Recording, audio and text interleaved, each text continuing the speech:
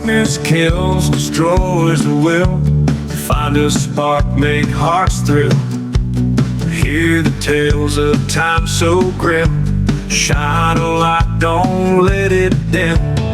Heather Brown downtown, bound. True crime story she's found. In the shadows, secret stay. Need a light that finds the way. Welcome back to another episode of Defeating the Darkness, True Crime Stories with Downtown Heather Brown. That's me, your host. I'm Heather Brown. I'm a former homicide and sexual assault prosecutor. And today we have a very exciting guest. Her name is Martha Nix Wade, and she is here to tell us all the amazing things she's doing. Not only was she a child actress, but she is... You let out my secret. I let the secret out. Did you want me to slow play it? She is super badass, and she is the founder of AQuarterBlue, which is the only recovery trauma center here in Orange County. Welcome to the show, Martha. Thank you. I appreciate you inviting me. No, I'm honored to have you here on the show. I just think you're amazing. I think all the things you do in the community are amazing, and I want to share with all of our listeners about you and your organization. So before we get to your organization and how you're doing incredible things to bring light to people in their darkest hour here in Orange County, I want to know more about you. So we did not meet in a bar. Have most of your guests and you met in a bar? Yes. I've actually listened. There's a few of them, not most, but a lot of them. I'm not going to lie. But we met through, I was at a function, I think. You were at a Joyful Child Foundation. Day of the Child. The Day of the Child. That Baca put on. Yes. Yes, and met our social worker, Zoe Reyes. Yes. So she introduced us, and I had the opportunity to go to your, am I saying it right? Trauma Recovery Center? Trauma Recovery Center, yes. Okay. TRC. I went to her Trauma Recovery Center and thought it was amazing. And so I invited you to come on to the show to talk about all the wonderful things you're doing. And so tell us, prior to you doing all of this, you obviously have a backstory that led you to this, but you were a child actress. I was. And tell us a little bit about that. So I did my first commercial the last day I was 4. Oh my God. How does that even come up? Did your mom, was it your mom or your dad? Or? So the story goes that I was a towhead. I was really small for my age, as if I'm not still small for my age. But so people would stop my parents on the street and she should do commercials. And so they took me to an agent, and he was my agent for many years. And what he said at first, he's like, I don't do well with her kind. Redheads are in, but I'll take a chance. So I got the second audition I went on, and it's a great story. And so I went on the audition, I got a call back. And on that call back, I was sitting on the director's lap, and I said, want to see my chicken pox? And the casting director freaked out. She ran to my mom, what are you doing here? Exposing all these kids to chicken pox. My mom's like, no, it's not chicken pox, but do I have to tell you what it is? I'd had my very first chocolate bar in the first audition. So my mom thought I was allergic to chocolate. I actually am allergic to chocolate. Were you? No, it was the sand fleas in the play box. Oh my. In the sandbox. Oh my God. But it is on my food sensitivity list if we're going there. What else are you allergic? No, that's hilarious. We'd go into 2 parts if we just went through my food sensitivities and allergies. But so they found me hysterical at 4 years old, and they hired 2 men. One brought a box to my face for me to spit out the chocolate, and the other man wiped my mouth inside and out to have me not have chocolate the whole day after I took my first bite. So, and then that was the beginning. You know, I did commercials, and then when I was 7, I got the role of Janice Horton on Days of Our Lives. And so she was obviously someone's little girl. So if you watch Days of Our Lives, the Hortons are the family. They were the very first family of Days of Our Lives. So Mickey and Maggie were my parents, but they were my adopted parents because they couldn't have kids. So they brought me on, and Did they later find out you were actually like the child of the brother or something crazy like that? no, but there is a story with that. Were you kidnapped? Yes. Of course you were. Everybody gets kidnapped. I was kidnapped. my So gosh. my biological mother found me in year 3 on the show and could kidnap me and took me to Disney World. Well, my real family in my real life at the same time went to Disney World because my parents' family was out there. And a woman ran up to me. She's like, find the police. Janice is here.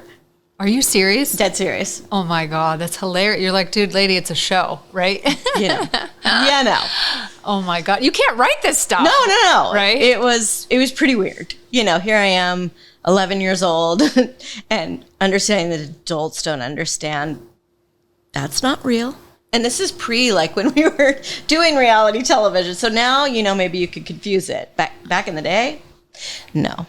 So I was written out of the show at that time, and I was supposed to come back 3 months later. How did they kill you off on the show? Well, no, my mother got real custody of me. So Wait. Now I'm confused. What's the show and what's real? Wait.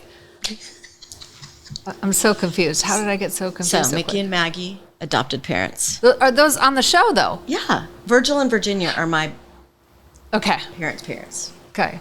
My real. I got you. I So- came out of Virginia. Okay. Thanks for clarifying that for our listeners. Okay. I got to move closer to you. I feel like I'm so far away. So, okay. So I was supposed to come back on the show 3 months later, but they fired in real life all of the writers I see. who didn't know Janice Horton existed.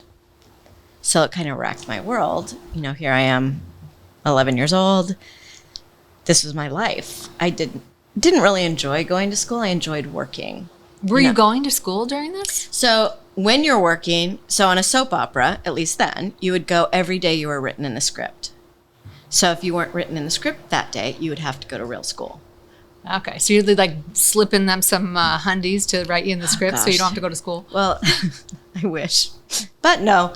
But near the end, I was pretty much not at school. I was in pretty much every episode.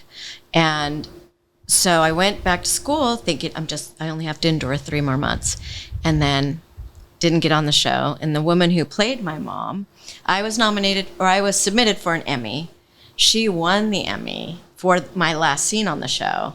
And she didn't mention my name in her acceptance speech. And here I am 11 years old and been taken away from what feels like your family. And I just cried and cried when she didn't say my name.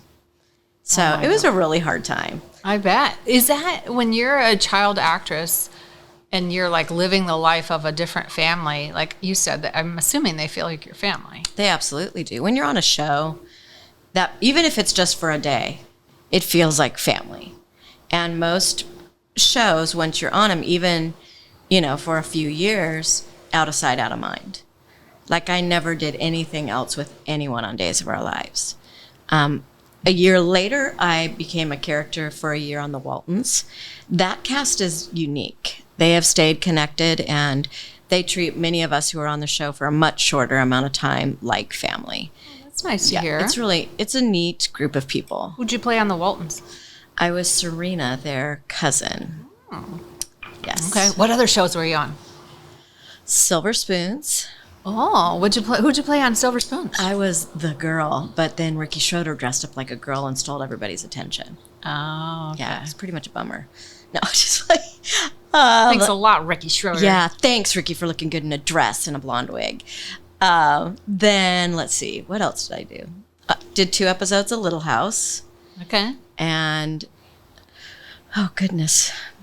Archie Bunker's Place, did 2 episodes of Archie Bunker's What did you play? Who did you play on Archie Bunker's Place? So the first one, I don't know if you remember, but Danielle Boisbois was brought on as their niece that moved in with them. I don't remember that. We're close in age, so you probably weren't watching the shows I was on. So the next episode, I was the pregnant teen. Oh. I didn't know you could get pregnant the first time. You can, for our listeners. You can get pregnant the first time. Yes. But my innocent self on Archie Bunker's Place didn't know that. All right. So they dealt with teenage pregnancy.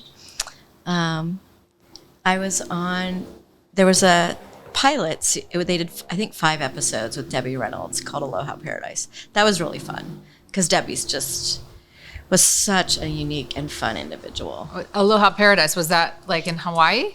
It was supposed to take place in Hawaii. It was like when Love Boat and Fantasy Island were on, so this was supposed to be the Hawaiian version, but in a hotel that Debbie ran, and it just didn't take off. Didn't take off. But I was just supposed to be a guest star, 1 episode. Gotcha. So I did a lot of shows that unless you're watching TV Land, you have no idea who I am. Well, I didn't know when we met. I had no idea that you were a child actress. I only knew it when I read the bio on you. So I thought, oh, I'm going to ask you about that. Free to ask. So when did you stop acting? So I believe Night Court was the last show I did. But I loved that show. Yeah. Who did you play on Night Court? I was a cheerleader. Oh, okay. I don't remember who we were suing. Do you remember the cheer? Did you cheer or anything or no? I don't remember. No. It's like many people say, oh, you remember when you said, I don't. No. I never watched myself back. So I don't know what I said on any of those shows. Oh my goodness. Yeah. Yeah. Well, and it was a long time ago, right? Yeah, it's you learn a script, you do it, and then you move on to the next script. How at such a young age are you able to memorize all those lines, or did you just have a few lines, or was there a teleprompter? I don't even know if they had that No. technology back then. They had the well, we had cue cards on days, because you were shooting every day, so you had to learn however many pages of script daily. They frowned upon you using cue cards.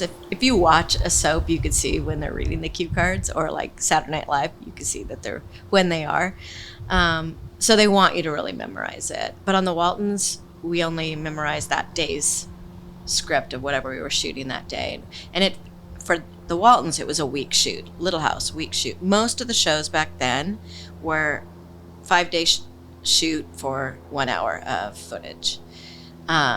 But like, I remember we were right next door to Dukes of Hazzards, and they were a longer shoot because they had there were so many, I think the cars were called Generals.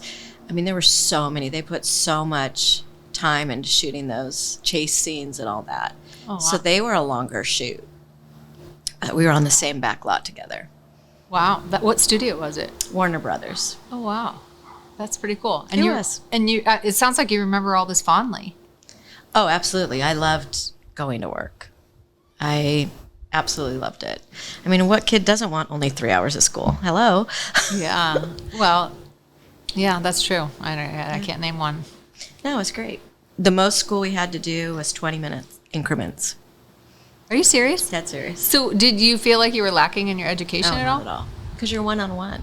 Or the most a teacher could have was 10 students. But all of us were pretty self-motivated, and we just get our work done. On the Waltons, we had Glenn Woodmansey was our teacher, and he was just a delight. And we wrote a newspaper and would distribute it to the crew and the cast members. I think we'd actually sell it. And then we'd have them sponsor a fish in our fish tank. We just had fun with learning. And it was just a totally different experience. And then when I was a senior in high school, I did a sitcom. And so you take a hiatus when you're shooting. So for our hiatus, we had to still do school. So we decided to do school in New York. So like we were reading Biloxi Blues, so we went and saw Biloxi Blues. We studied Eloise, so we went and stayed at the Plaza. So we integrated our learning with our trip to New York, and we're able to justify it. Wow. So we had fun with learning. It was just totally different. But That was the last show I did. Oh, well, longer show I did. And I was let go because I told the executive producer to take his hands off me. Oh, let's talk about that for a second. We don't have to name names, but I can't. I've been sent a letter. oh, Yeah. like a cease and desist talking about it. That one, yes. So do we not want to talk about it, or you can talk about it, just no names? I feel free talking about it. So it's the truth. Oh wow. So what happened? So, If you don't mind talking about it. no, I don't mind talking about it. So the executive producer was known to be handsy. And just one day I had done, and he was showing network executives around, and I said, take your hands off me. There's my teacher. And Good for you. I was 17 at the time, and days after I turned 18, I was let go. And when we went to Screen Actors Guild and we said, I had a 3-year contract, they looked at the contract and they said, oops, we really messed up on this contract. So there were enough loopholes where I didn't have any grounds to stand up on. Nobody had really brought up sexual acts at the workplace yet. And so I was basically was this in the blacklisted. 80s? Mm-hmm. Okay. Yes. Since you said that 85. yeah. So, yeah, back in the 80s, nobody did anything. I got to tell you something. This was shocking to me. I'm sure the listeners will be just as shocked to hear about this. I feel old, but we're not that old, No. right? I'm 55. When I was in the DA's office, first starting in the sexual assault unit. So it was, I don't even know, maybe 2004. I had cases that I had where someone had a prior, and I looked at the facts of the prior, and there was a guy that was having actual sexual intercourse with his own biological daughter, and he was given probation. And she was like 8. Today, in 2025, if you were to have sexual intercourse with a child 10 and under, you would be looking at 25 years to life. It'd be a life sentence. But only if it's filed with the district attorney's office. Yes. Well, this one was. Yeah, and that's what we're seeing with our clients is they're not being filed. Yeah, that is a huge problem. If it's a single victim, it's not going any further. And most of our kids are being forced into reunification with their perpetrators. Yeah, that's just despicable. Something needs to be done about that. I- Not on my 100%. watch, it wasn't. Obviously, they have to be able to prove it, right? Like, we can get outraged as much as we want, but when it comes down to it, as a prosecutor, as the district attorney, when you're reviewing a case for filing, you have to believe that you can prove it beyond a reasonable doubt to 12 people. Like, that's your ethical obligation. And if you can't meet that burden of proof at the filing stage, you ethically cannot file that. And it's not easy to prove those cases. People at cocktail parties, like when I tell them about a case, they're like, oh my God, burn them alive. And people get really outraged and be upset about the facts that they're hearing. But when you get those people on the jury, people just psychologically don't want to believe that sexual abuse, like especially in the home, right? Like that the father's doing this to a little kid. Hey, that anybody. Or the mother. I haven't seen too many moms doing stuff. We've had one specifically a mom. Okay, we'll have to talk about that. So let's back up to your story, because I want to get to all this work that you're doing and how you even have all these stories to tell about sexual abuse. But we want to talk about the lighthearted stuff first. You being a fabulous actress on Days of Our Lives and all these other shows. No. So going back, so you're 17, you basically say, keep your hands off me. At that age, like, had your parents given you some life lessons about what to do if someone touches you inappropriately or anything? So the part of my story that we haven't talked about. What's leading up to that? Here it is. At least from the age of 7 till the age of 13, I was sexually abused by my parents' best friend. And so, no, my parents, we didn't have those conversations. I didn't know that my voice was to be heard. I was told, obey your elders. Don't question adults. And while that made me great for acting, I did exactly what I was told, and I did it well. When I was home with this man who had insidious intentions, it made me a victim of sexual assault because I was just to obey my elders. And I did, to a fault. Why did I step up when I was 17? I think during my high school years, I started to understand my value. It was a slow process, but I started to understand my opinions did matter, and I could voice them. And I saw it happen with other women on set where he was just handsy, and I was enraged with what was happening to them. And I think probably it was more for them than myself. But I don't know. I just got emboldened that day, and I did it in front of the right people or the wrong people, however you want to look at it. But I will never regret standing up for myself. I mean, I was blacklisted. I basically didn't work again. But I'm not going to regret doing the right thing. You shouldn't, because I'm really proud of you for doing the right thing, especially at age 17. That's a bold move. It's hard to do. I'm confident at that moment you weren't thinking I'm going to be blackballed, or you didn't have any forward thinking about that. But a lot of people who are in the industry do, right? A lot of people keep quiet because they want to keep working. Yeah. And we know certain things that we say potentially can shut down our careers immediately. Yeah, 100%. I want to just go back, if you don't mind, about the abuse from your parents' best friend. So this was all happening while you were acting, and so I'm going to guess that outward appearances to everyone else, you look like you had the perfect life. I think most people thought I did have the perfect life. It's interesting now because I'm so open about what happened and advocating for victims' rights. I've had a handful of people say, I knew something was going on, but I couldn't put my finger on it. And it's not something you just go, were you sexually abused? Did something happen behind closed doors? They just scratch their heads and they wonder why. Was there something about you that they were noticing that would...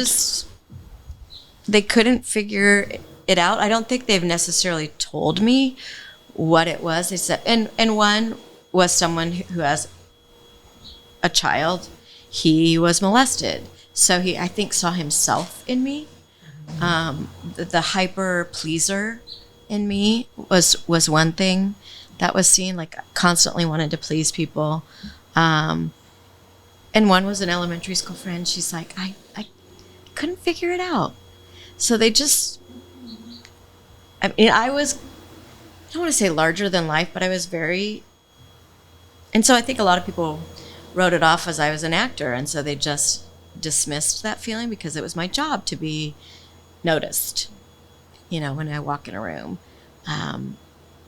But there was something that for those who had maybe previous experience in their own lives, they just thought there was something. Had a sense about it.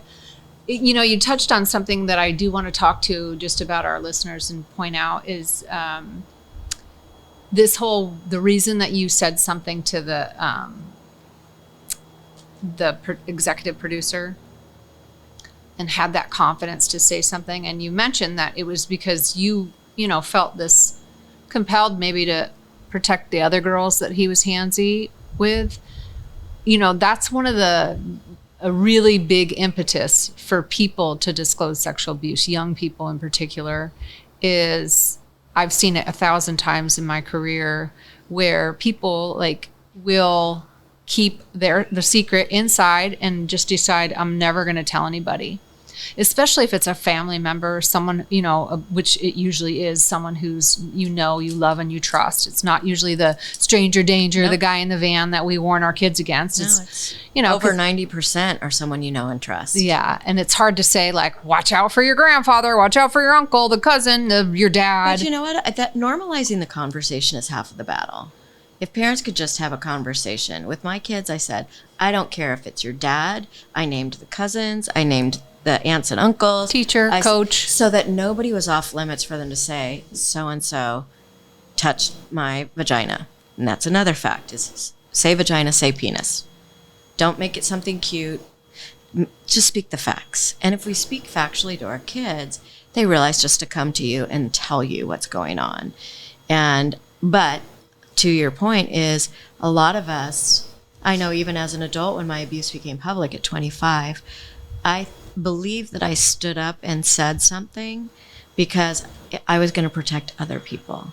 Yeah. It wasn't for my own well-being and for my own justice, but that's why we're also targeted, is we are seen as someone who likes to please others. And that's maybe what those people saw in me, is I like to make people happy. I was a perfect target. And when it comes to disclosing what happens to us, we may not want to do it on our own. But that's what I tell people who are investigating crimes.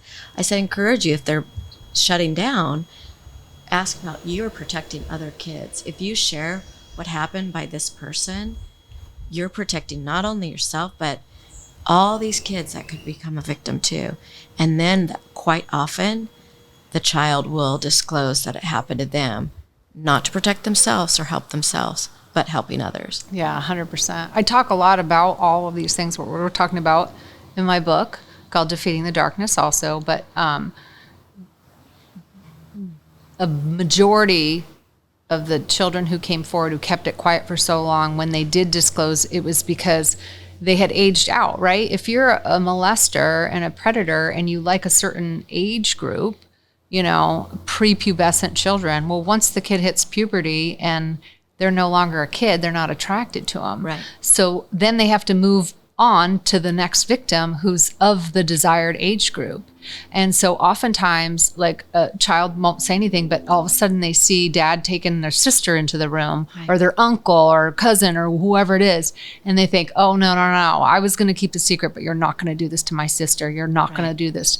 And so then they will actually disclose the abuse to protect the other child, which is huge. It's sad that it has to come to that. And I wish there was a way we could really empower children to come forward before it goes to the next victim, or right, before it happens to them or if again. it's just when you have that sense, that intuition. One of the curriculums that we developed is called Sweet Safety, and we use candy to teach. And like Pop Rocks is the perfect example. It feels funny, but you don't know exactly how to explain it. And that's our gut instinct. Something feels funny and not right, but you can say something. You might not understand it, but tell us so we can help you, which potentially can help others. And that's another fact, is by speaking what happened by that perpetrator, telling a child, you're going to help him or her receive the help they need too. And, I can help this person that it's a weird thing. We do fall in love with the person who's telling us this is love. That Stockholm syndrome. 100%. And so it's not a true love, but that's what you believe love is, because you've been taught that lie. And so when you hear that you're helping that individual who's actually a perpetrator, you may more willingly come forward also. Yeah, 100%. And yeah, it's like most people, they love the person or like them if they're a family member. Often there is love there. They don't love what they're doing, but they love all the other things that come with that person. Right. And their biggest fear is they don't want to get that person in trouble. Right. And, I had that feeling when I was abused when I was younger. I didn't want to get them in trouble because I just thought about all the ramifications of that. And well, that's why Maya Angelou didn't speak, because she saw her words were powerful. And what they did to, actually, her perpetrator was killed. And they suspect it was by her family members. Oh, wow. But she understood that her words had power.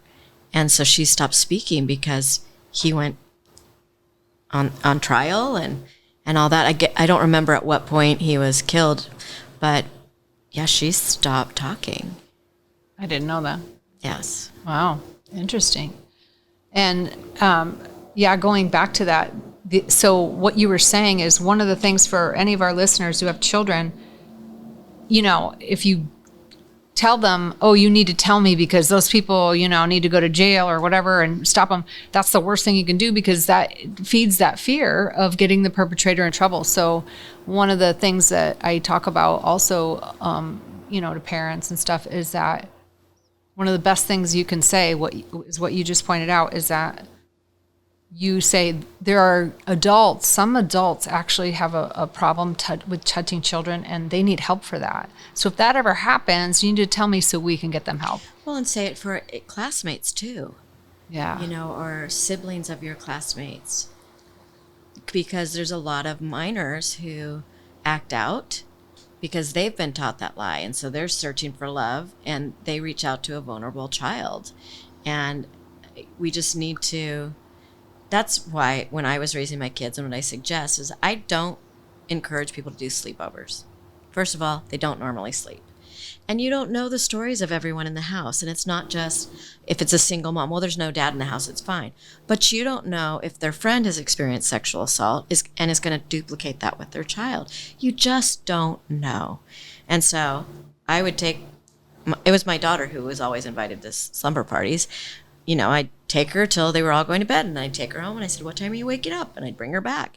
And like, and one mom, she goes, what, you don't trust me? In the back of my head, I'm like, I trust you a lot less for even saying that. Yeah. Like I get one chance to raise my kids. That's it. Yeah. And I don't have to answer to you, and I don't have to, you know, be popular in your eyes with my decisions. I need to hold myself accountable for what I believe is safe. Was your daughter upset with your position on that? She understood because I explained it, but yeah, she didn't like being different. You know, everybody else was spending the night. I think that's parents' biggest fear about like being the, you know, the party, what was it, party pooper? Party pooper? Yeah, and being like, party pooper. yeah, like, no, you can't sleep over, because it is a very common childhood thing. I used to sleep over all the time, and let me tell you, nothing good happened on those sleepovers, right? Yeah, no, we out drinking or whatever we were doing. Right. We were running around. We were definitely not sleeping. Right. Then So- that's what I said. You're not sleeping, so why don't we go home, get a good night's sleep Yeah. so you can enjoy the next day? I'll drive you back. Yeah, I mean, when they're 7 and stuff, then you have to worry about the perpetrators. I wasn't drinking and doing those things at 7. I'm talking like when I was sleeping over 14, 15 age. But yeah, wow. So, okay, did you ever tell your parents about their best friend? No. I mean, yes. But so I was in Brazil. I was working with street kids who became my husband. He was with me. And I got a letter that said, did anybody act inappropriately to you at church? And my first response was, oh crap, it came out. I called Doug Haig, who was my high school pastor, but at that point was a family pastor, and he had been told that I was probably a victim of, he was an elder at the church. He was highly involved in many aspects, doing seemingly good things for the community. And so I told him what happened, and I said, if you're asking that about me, I know these are other girls whom he's talked about that I've wondered. And they found out that it was just this trail. And they ended up excommunicating him and calling the Fullerton police. They did an investigation at the time. They didn't press charges because none of us were pressing charges. And I mean, for me, I thought, what am I going to do? Say he's guilty of wet kissing? Because I didn't really understand what happened to me, because the way my brain logged it was as a child logged it. It happened to me as a child. I didn't have any information related to anything sexual. So it was just wet kisses. So everything was wet kisses. And then as I pieced together my reactions to things, there's a great book called The Body Keeps the Score. Our body remembers. Cognitively, I could not remember and piece together what happened, but through therapy, a specific therapy called EMDR, I did have memories of what happened, and it made sense per my response to things physically. And I'm like, oh, that's why. And I was able to piece together what happened to me, and ultimately, my niece was able to authenticate those memories were accurate, because her memories of what happened to her by the same man were intact. She did remember everything. I dissociated, so I could tell you everything about his home. I could tell you about the bedspread and where the pictures are. I mean, I literally can picture it right now as we're talking, although I haven't been there for decades. But I took in all my surroundings instead of taking in what was happening to me, because that was too painful. I didn't want to be there. I wanted to be there afterwards when I got my rewards, ice cream, French fries, all those things that he used as motivation. but I didn't want to be there for the traumatic aspect of it. So I dissociated. How was it that he gained access to you in the sense that you ended up at his house? So the common mantra was, God didn't bless them with kids, and yet they love kids so much. You should go over and play. They have a house where everyone wants to go. They had, I mean, when I was in my early teens, or maybe 12, he had a pool table, you know. When I was younger, it was the swing set outside. He had a dog. He had rabbits, Battleship. And no For kids when I grew up, no kids of his own. they couldn't have kids.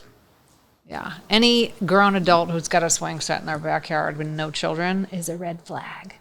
Well, and you shouldn't necessarily just leave your kids.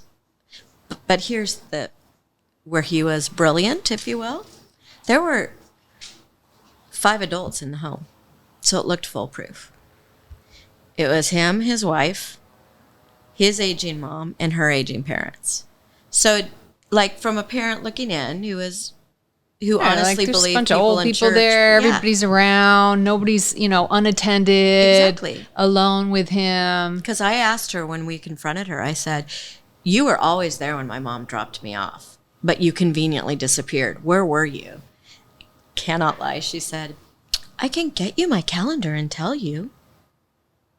You were like, for the past 7 years, or it sounds like it went on for a long I time. was 25 or 26 when that conversation took place. Oh And she's telling me she's going to pull out her 20-year-old calendar and tell me exactly. I mean, obviously she knew I was in her house. I didn't know what days I was in her house, but she was going to tell me when I was in her house. Yeah, it was like she would greet at the door, so it looked safe, and then she'd disappear. But a parent wouldn't know that unless they did, stop in, check in at, say you're going to be back at 7 p.m., but show up at 5:30. Do surprise drop-ins. Yeah. Where are they? You're assuming all 5 adults are in the same place they were when you left your child there. Yeah. And so, I mean, everyone thought this was this cute older couple. He was a World War II vet. She was a World War II nurse. I mean, they were constantly doing good, but it was ultimately all to gain access to families with kids. Yeah. And most people didn't recognize that they were families with girls. Yeah, because you got to have, hindsight's 20/20, but you got to look at the big, huge scheme of it. And I don't think any one individual is like, let's see who he's inviting over to his house to play. And, are they families with girls? Like, no one's looking at that unless someone thinks this guy might be a pervert, and then you look at it. And you just don't, I understand not wanting to be judgy. I've caught myself judging someone on appearance or that, and then they turn out to be a really nice person who I was just being mean, and then, so I think some people, even my parents. So my dad said, I don't like the way he kisses Martha. And my mom says, you're just being prudish. That's your upbringing. He's a godly man. He wouldn't do anything. So my dad said something, and my mom, believing anyone who was in church and doing good was good, which is a problem. Yeah, where you Silence find my the most dad. sinners? At church, right? Heck yeah. Because we're all sinners. They're everywhere. But Well, and some people realize that the way I explain it is, if you go to a movie theater, does that make you a movie? No, that's stupid. If you go to a church, is everyone there a Christian? No, that's stupid. We don't know everyone's intentions for being at church. You want to hope that they're there to grow closer to God. But we don't know. And in his case, he lived this duplicitous life. was he a member? I know you said he was a member of the church. He was the founder of a major missions organization. Wow. His whole life was about reaching people in need. Yeah, that just sickens me. I think there's a pretty warm place for him that's coming. Because when you use God to access his children to do horrible things like that, Well, the Bible's really clear about it. it's very It clear. says it's like having a millstone around your neck and being plunged to the depths of the sea. And so I don't carry the burden of what's his reality right now. He took enough of my life. Is he alive? Oh, no. Oh, it was my day of justice. I was going to say, let's go spit on his grave, but he's alive. We could spit on him. It's not worth my time. I know. He took enough. Done. No, we did confront him. It was the high school pastor originally called me. So was it that other girls had come forward? There were 10 at the time when they excommunicated him. And I know of today, as does the Fullerton Police Department, 35. So 35 victims? yes. Yeah. And that's who we know. Yeah. And I mean, we knew of girls who were not coming forward, who we are confident were as victims. They exhibited all the signs. And the people the church set up a lien on his home that paid for our therapy. And every Monday we met as a group, 10 of us, and we could finish one another's sentences. We ranged in age in 20 years from oldest to youngest. And he was a creature of habit. He used the same exact things. At the time, it was Disneyland Dancing Waters. It was a free event at Disneyland, and he would take us there. One day, one girl came and she said, "Oh my gosh, I froze. I took my daughters to McDonald's, and where he took me for," and we all in unison said, "cold French fries." And we were like, we all just said cold French fries. Wait, why were they cold? And then we pieced it together. He would pull up in his camper and on his squawk box ask what we wanted. None of us know if we asked for something different. He'd pull into the parking lot, come into the camper, and then we don't have any memory until we were eating cold French fries. You think he drugged you? Or you all blocked it out? I mean, I think it just, for the most part, deals with dissociation, just checking out. But I think there is a part that I discovered during the pandemic.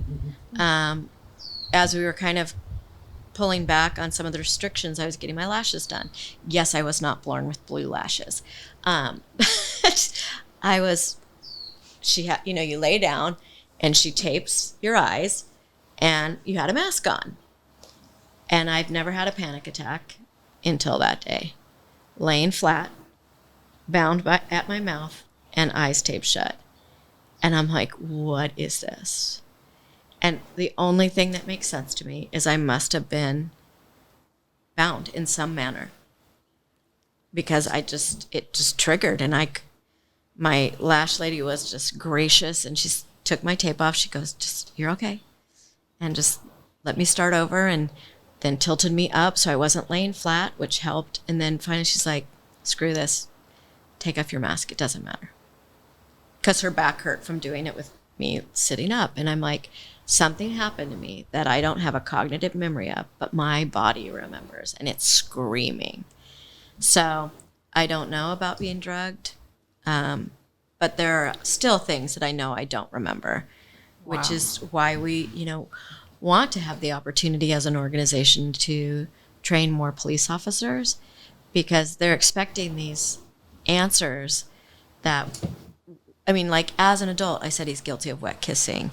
And now I can tell you exactly what happened to me. And I just didn't like the feeling, but it wasn't just wet kisses. But I didn't have the language to explain that, even when the police interviewed me at the age of 24. And then again interviewed me when I was 34. Wow. Because they did try to press charges when I was about 34, 35. And long story short. Because I'm going to guess by the time you turned 34, they had changed the rules and the laws about, statute of limitations. Yeah, statute of limitations. Yes. Well, when it first came out, none of us were willing to come forward. We just wanted to focus on healing. And then I got a phone call from Fullerton PD and started asking my questions. At this point, I knew my niece was a victim. When it came out when I was 24, I didn't. And my niece had concrete memories, and she didn't participate in our group. So many jurors would probably think we were borrowing one another's stories because we could finish one another's stories. He was just a creature of habit. We didn't borrow that. Well, yeah, if it works the first time and you get away with it, keep on. Why, He studied what worked. Yeah. And during that era, thrifties, McDonald's and Disneyland Dancing Waters worked. Why change it up? And it was pretty cheap. Yeah. So they built the case around my niece. And we went for sentencing day. He was going to get a sex offender card, I think 7 years probation. You mean registering as a sex offender? Yes. And my niece and I came to read our victim impact statements. Sheila Hansen was actually... The DA? Yes. She's a judge now. Yes. Yeah, I love We went Sheila. to high school together. Oh, no way. Yes. So... I love her. I've actually been in the office with her as a DA and then tried cases in front of her. Yes. She's a great judge, too. So she came out and she goes, "You're never going to believe this. The judge says if he sentences him today, he's going away. So the plea bargain's off the table. We're starting over." So it seemed like good news until, fast forward a handful of months, the statute changed again.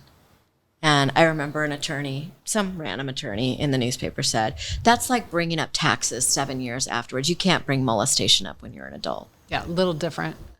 Yeah, just a tad. So he never spent a day in jail until when he took his last breath, which I believe is 97 years old.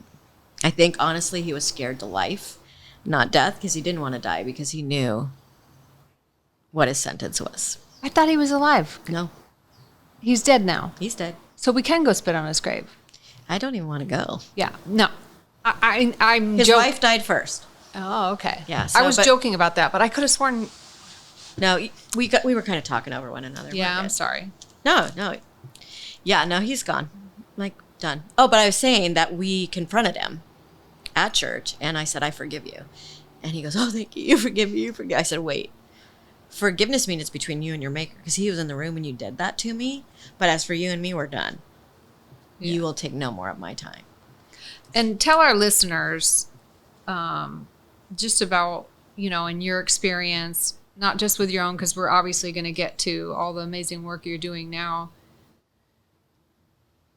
Do you talk a little bit about forgiveness, just in your own story, about what forgiveness has done for you, forgiving him?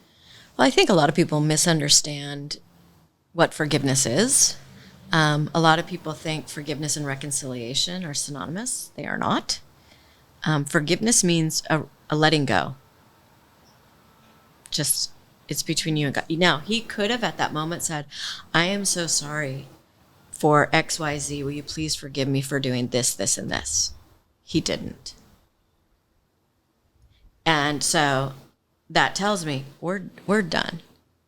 But even if he would have come clean with all the things that he did to me over the course between probably 7 and 13, I don't have a clear beginning. I don't have a clear end. So I'm guessing 7 to 13 because of my behaviors. So it was just, we're done. It's between you and God. There's a passage where it says, "Leave room for God's justice." And that's like, dude. I love that. Like, okay, God. Leave room for God's justice. I love that. It's so much more than we could do Yeah. as a judicial system or me as a victim or, I think that's sometimes where you have to find justice, right? And I didn't get earthly justice as we know it. Yeah. But the justice that I got the day that he died is way worse than anything any system could have inflicted upon him. Now, how has this affected your faith, since this was, someone who was portraying himself to be a good Christian man, and so that he could gain access to all these young girls? Has that affected your personal faith? I believe it's made it stronger. Part of it is when I was young, I don't know what age, we were in his kitchen and he pulled me into himself to do I don't know what. But there was always a sign above his head and it said Lar Doce Lar, which in Portuguese means home sweet home, which is like the irony of being in his home because it was anything but home sweet home. So he pulls me in and I remember looking over his left shoulder and I just thought, to me, it's what I perceived as a child, Jesus just bawling. And it was just a memory tucked in there, never thought about it before. I joke around as a kid. My favorite verse is Jesus wept, because it's the shortest verse in the Bible and anybody can memorize it. But what I really realized, no, it is. It is. Because first of all, he gave me that tidbit where I was able to later unpack that it wasn't God doing that to me, because God was over his shoulder. And it was very clear to me as a child. I didn't understand it, but piecing it together, like, this wasn't God's doing. And that he was evil embodied. And he just, they talk about a wolf in sheep's clothing. That was him. That was totally him. Everybody who wasn't paying attention to the nitty gritty of who he was just saw sheep, So I had that experience, and I really understood that I am more valuable and I'm more tenacious by experiencing that trauma and working through that than if I would have just been a child actor who just kept working. If I would have, kept working and not had an interruption by the sexual abuse that was happening simultaneously, or being fired for standing up for myself. The first time I think, I'm going to stand up for myself because no one has access to my body. And then I went through that time after that. Well, nope, so you're only good for who you are sexually. And the lies started percolating up again after I got fired. And I became suicidal. And I remember I was living right next to UCLA because when I got fired, I had just given up my entrance to UCLA to keep working. And then it was too late to go back to school. My whole dream was to go to UCLA. And there were other things that were happening in my life. And I remember thinking, if I go straight on a curved street, it's called Hillgard, if I go straight, all this pain will be all over. I'll be done. And then as clear as day, I believe I heard God's voice say, I gave you life. What right do you have to take it away? And I was like, I just got got it. chills. Okay, got it. And so I never have contemplated suicide again, but it was that moment of like, okay, he's going to use this pain. I had no idea what that meant. And at the time, I didn't understand I was sexually abused. I had tucked all that away. So it was just... All you were thinking was wet kisses. I mean, not that that's not well, sexual I didn't even abuse. think of it then. Oh, okay. Oh, no, that was not even part... I had bought a condo and was going to be able to pay for it because I had a 3-year contract on a sitcom. I loved working. Then I get fired from that. I'm blacklisted. So I'm going to pour into my academics at UCLA. So I went back, and they're like, your acceptance is gone. And then I had been in Colombia, South America, and missionaries who we had built a house for were kidnapped. And we thought they were going to be killed. Ultimately, their story was the one escaped, and they let all of them go. But 4 missionaries who we knew were kidnapped at that time, and I was just distraught. Oh, my God. And all of that I thought, I'm done with this earth. This place is not where I want to be. And just thankfully, I had that shout out to there's more than this pain. And fast forwarding to my life in the present, and not to be Debbie Downer, but this is my story.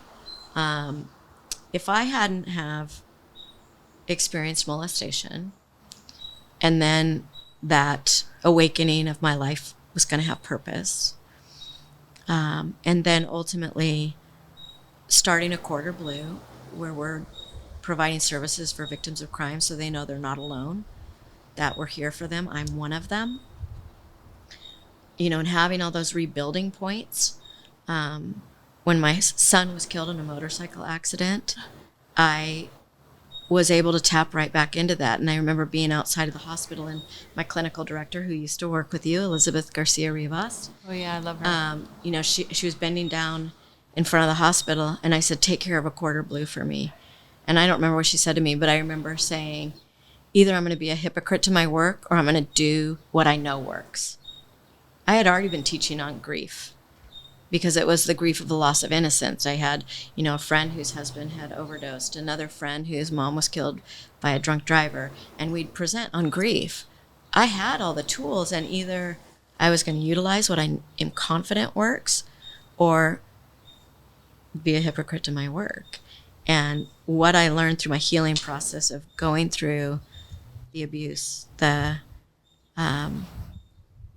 the blacklisting, and understanding my faith and where my foundation is.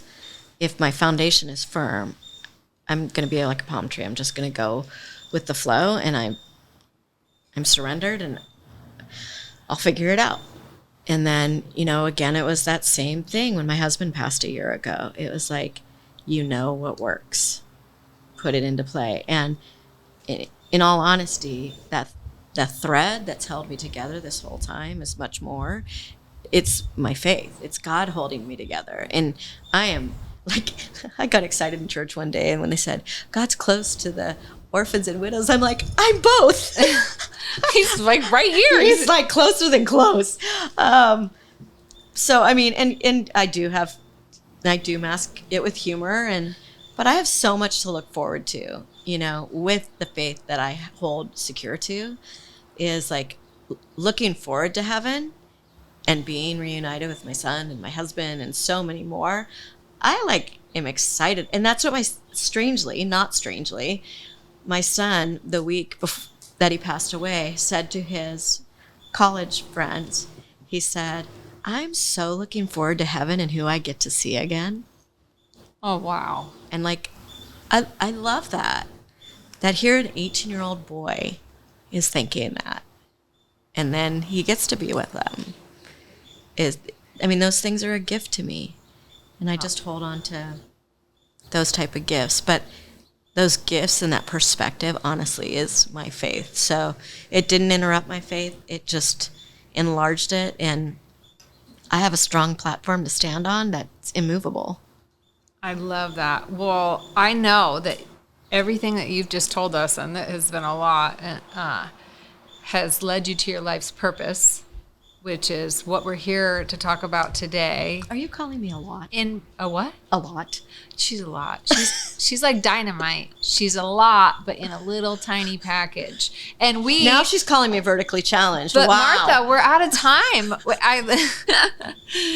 Okay, we're out of time for our episode, so we're gonna have you back on the next episode to tell us how you took all of these arguable tragedies and hurdles, we'll call them, in life, some completely, utterly devastating, and you turned all of that into your life's purpose. And I can't wait for our listeners to hear what you're doing now, using everything that happened to you to shine a light in the darkest places for other people. And that's why I brought you on the show. And I'm super excited for everybody, but we're out of time right now. So you're going to have to tune into the next episode to hear what Martha Nix Wade, child actress, now super badass, helping others, is doing with everything that she's encountered in her amazing, precious life. On the next episode of Defeating the Darkness, you'll have to tune in and hear Martha's story.